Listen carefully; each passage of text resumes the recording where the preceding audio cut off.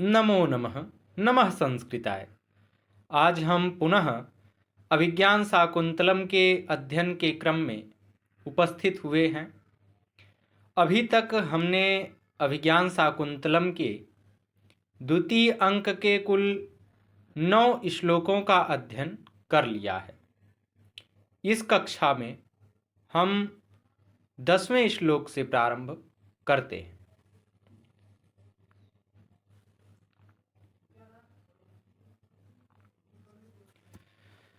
अनाघ्रातं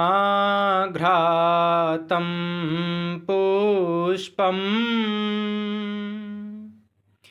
किशलयमलूनं कररुहै रणावेद्धं रत्नम् मधुनवमनास्वादितरसम् अखण्डं पुण्यानां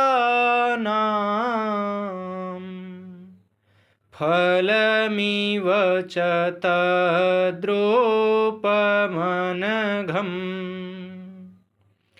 न जाने भोक्तारं कमिह समुपस्थास्यति विधिः। इसका अन्वय है अनघम तद्रूपम अनाघ्रातम पुष्पम कररुहै अलूनम किशलयम अनाविद्धम रत्नम अनास्वादितरसम नवम मधु पुण्यानां च अखंडम फलम इव विधिः इह कम भोक्तारं समुपस्थास्यति इति न जाने।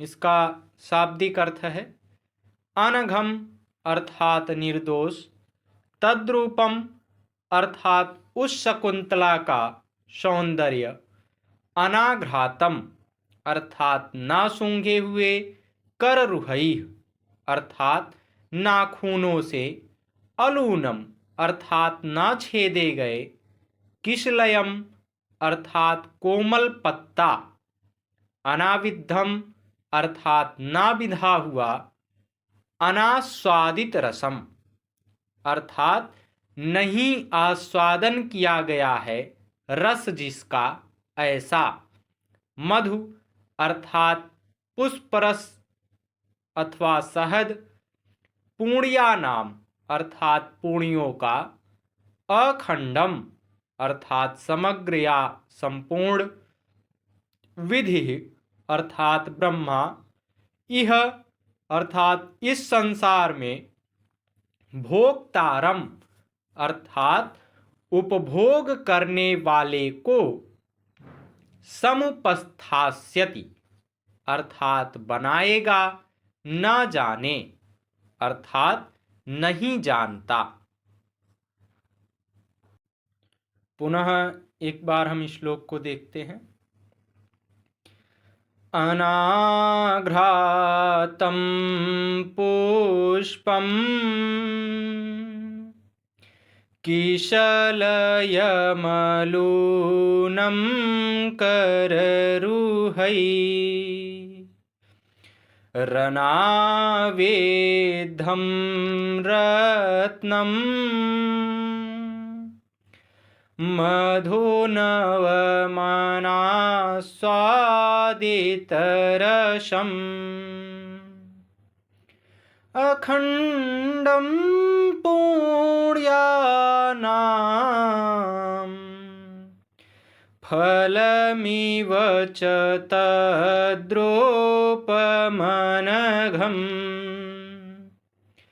न जाने भोक्तारं कमिह समुपस्थास्यति विधिः। अर्थात उसका निष्कलंक सौंदर्य किसी के भी द्वारा अभी तक न सूंघा गया फूल है, नाखूनों से न कटा हुआ कोमल पत्ता यानी कोपल है, न विधा हुआ रत्न है, जिसके रस का आस्वादन नहीं किया गया ऐसा नया मधु है और पुण्यों का अखंडित फल सा है। पता नहीं परमात्मा किसको उसका उपभोक्ता बनाएगा। इसकी टिप्पणी में हम बताएंगे कि यह शिखरड़ी छंद में लिखा गया है और इसमें उपमा और परिकर अलंकार का प्रयोग है। 11वां श्लोक है। अभिमुखे मयि संहृतमीक्षितम्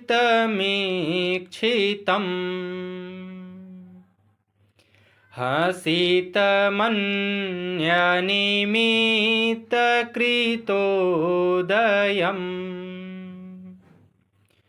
विनयवारितवृत्तिरतस्तया न विवृतो मदनो न च संवृतः। इसका अन्वय है, मयि अभिमुखे ईक्षितं संहृतं अन्य निमित्त कृतोदयं हसितम् अतः तया विनयवारित वृत्तिः मदनः न विवृतः न च संवृतः। इसका शाब्दिक अर्थ है, मयि अभिमुखे अर्थात मेरे सामने देखने पर, ईक्षितम अर्थात दृष्टि, संहृतम अर्थात हटा लेना, अन्य निमित्त कृतोदयम अर्थात अन्य कारणों को लेकर, अन्येन निमित्तेन कृतः उदयः यस्य तत्, इसमें बहुव्रीहि समास का प्रयोग है। विनय वारित वृत्ति अर्थात शालीनता के कारण रोक ली गई है प्रवृत्ति जिसकी, ऐसा विनयेन वारिता वृत्ति यस्य सह, इसमें भी बहुव्रीहि समास का प्रयोग है। मदनः अर्थात काम भाव, विवृतः अर्थात प्रकट किया, संवृतः अर्थात छिपाया। पुनः एक बार श्लोक को देखते हैं। अभिमुखे मयि संहृतमीक्षितम् हसितमन्यनिमित्तकृतोदयम् विनयवारितवृत्तिरतस्तया न विवृतो मदनो न च संवृतः। अर्थात मेरे सामने देखने पर वह दृष्टि हटा लेती थी और अन्य कारण को लेकर हंस पड़ती थी। अतः उसने सील के द्वारा नियंत्रित व्यापार वाले काम भाव को न प्रकट किया न छिपाया। इसकी टिप्पणी में हम बताएंगे कि यह द्रुत विलंबित छंद में लिखा गया है और इसमें विरोधाभास अलंकार का प्रयोग है। 12वां श्लोक है। दर्भांकुरेण चरणः क्षत इत्यकाण्डे तन्वी स्थिता कतिचिदेव पदानि गत्वा आसीद्विवृत्तवदना च विमोचयन्ती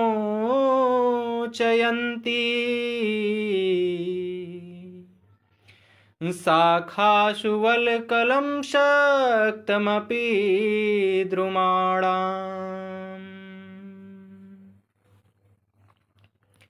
इसका अन्वय है तन्वी कतिचिदेव पदानि गत्वा अकांडे दर्भांकुरेण चरणः छत इति स्थिता द्रुमाणां शाखासु च अशक्तम् अपि वल्कलं विमोचयन्ती विवृत्तवदना आसीत्।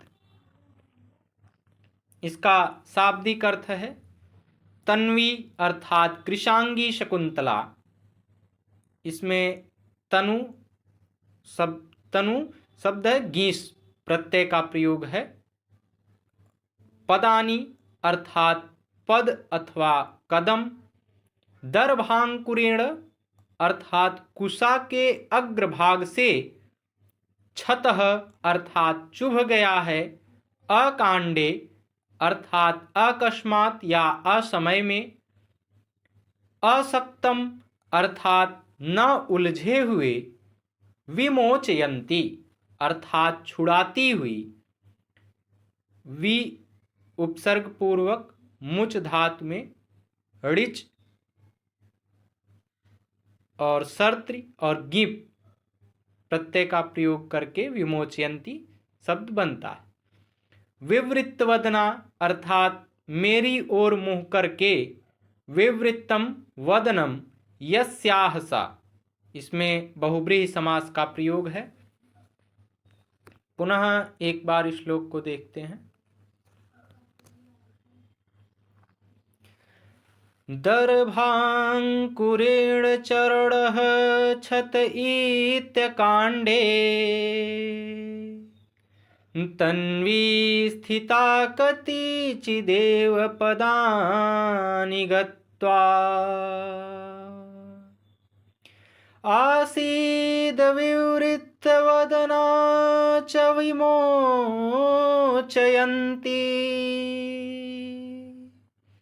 शाखासु वल्कलं शक्तमपि द्रुमाणाम्। अर्थात वह तन्वंगी कुछ ही कदम चलकर सहसा कुश का अंकुर पैर में चुभ गया है, यह कहकर रुक गई और वृक्षों की शाखा में न फंसे हुए भी वल्कल को छुड़ाती हुई मेरी ओर मुँह करके रुक गई। इसकी टिप्पणी में हम बताएंगे कि यह वसंत तिलका छंद में लिखा गया है और इसमें विरोधाभास और हेतु अलंकार का प्रयोग है। 13वां श्लोक है। यदुतिष्ठति वर्णेभ्यो नृपाणां छैतद्धनम्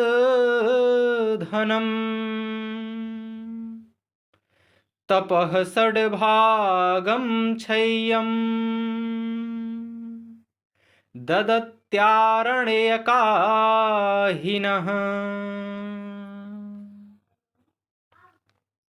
इसका अन्वय है नृपाणां वर्णेभ्यः यत् धनम् उत्तिष्ठति तत्क्षय् आरण्यकाः नः अक्षय्यं हि तपः षड्भागं ददति। इसका शाब्दिक अर्थ है नृपाणाम अर्थात राजाओं को, वर्णेभ्यो अर्थात ब्राह्मण, क्षत्रिय, वैश्य और शूद्र इन चारों वर्णों से यत अर्थात जो, उत्तिष्ठति अर्थात प्राप्त होता है, तत अर्थात उसका, फलम अर्थात फल, क्षय अर्थात नश्वर है, ही अर्थात लेकिन, आरण्यकाः अर्थात तपस्वी लोग, नः अर्थात हम लोगों को, अक्षय्यम अर्थात कभी भी विनष्ट न होने वाला, तपः षड्भागम अर्थात तपस्या का छठा भाग, षट्भागः षड्भागः इसमें कर्मधारय समास का प्रयोग है, ददति अर्थात देते हैं। पुनः एक बार श्लोक को देखते हैं। यदुतिष्ठति वर्णेभ्यो नृपाणां क्षयितद्धनम् तपः षड्भागं क्षय्यम् ददत्यारण्यकाहिनः। अर्थात राजाओं को चारों वर्णों से जो धन प्राप्त होता है अथवा जो कर प्राप्त होता है वह नश्वर है, परंतु ये तपस्वी लोग अपनी तपस्या का 60 देते हैं जो कि अक्षय है। इसकी टिप्पणी में हम बताएंगे कि यह श्लोक छंद में लिखा गया है और इसमें व्यतिरेक अलंकार का प्रयोग है।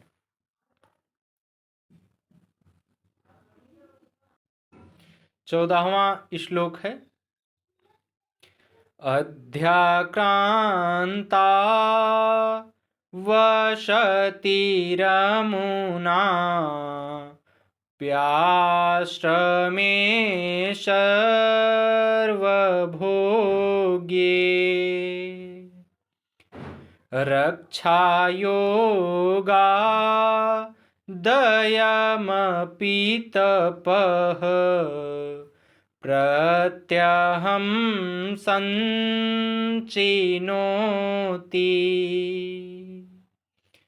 अस्यापि द्यांश्रे पृषति वशिन चारणद्वन्द्वगीतः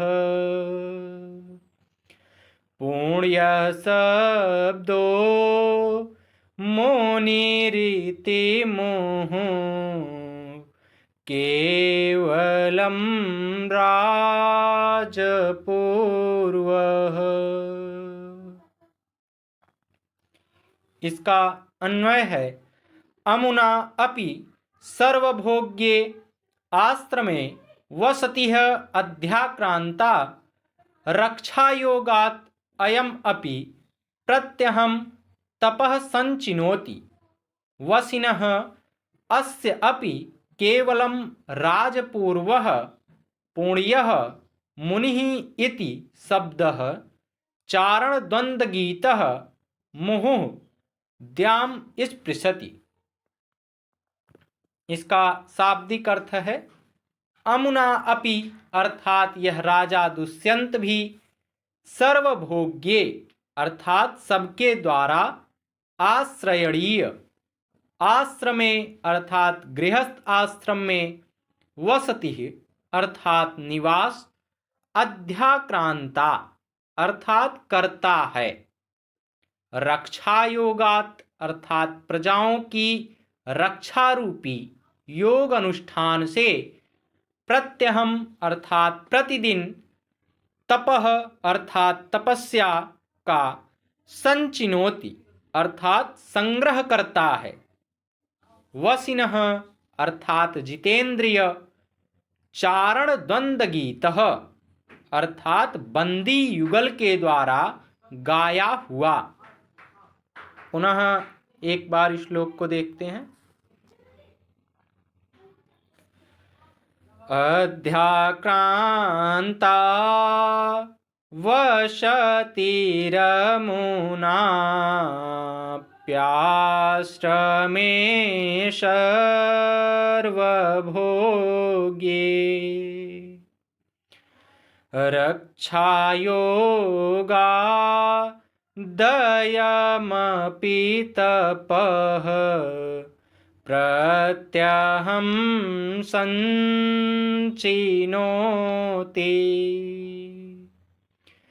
अस्यापीद्यां स्पृशति वशिनः चारणद्वन्द्वगीतः।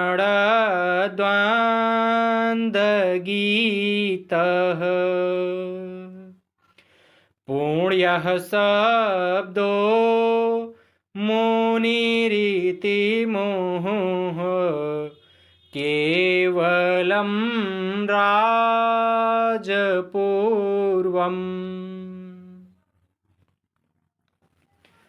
अर्थात यह भी सबके द्वारा आश्रय के योग्य आश्रम अर्थात गृहस्थ आश्रम में निवास करता है। अपनी प्रजा के रक्षा रूपी योग से यह भी प्रतिदिन तपस्या का संग्रह करता है। इस जितेंद्रिय का भी केवल राज पूर्वक पवित्र मुनि शब्द राजर्षि शब्द चारण युगल के द्वारा गाया हुआ बार बार स्वर्ग का स्पर्श करता है। इसकी टिप्पणी में हम बताएंगे कि यह मंदाक्रांता छंद में लिखा गया है और इसमें श्लेष और व्यतिरेक अलंकार का प्रयोग है। आज के लिए बस इतना ही। नमो नमः। नमः संस्कृताय। धन्यवाद।